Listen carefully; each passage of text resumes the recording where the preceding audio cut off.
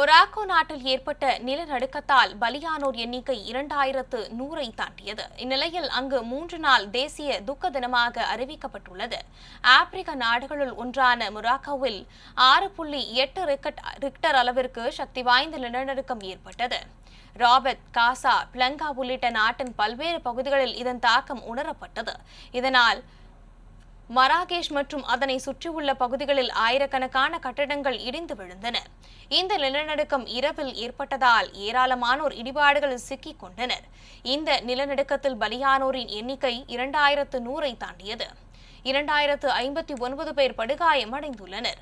மலைப்பகுதிகளில் சாலைகள் சேதமடைந்திருப்பதால் மீட்பு படையினர் அங்கு செல்வது பெரும் சவாலாக உள்ளது. தொடர்ந்து அங்கு மீட்பு பணிகள் நடைபெற்று வருவதால் பலி எண்ணிக்கை மேலும் உயரும் என்ற அச்சம் நிலவுகிறது.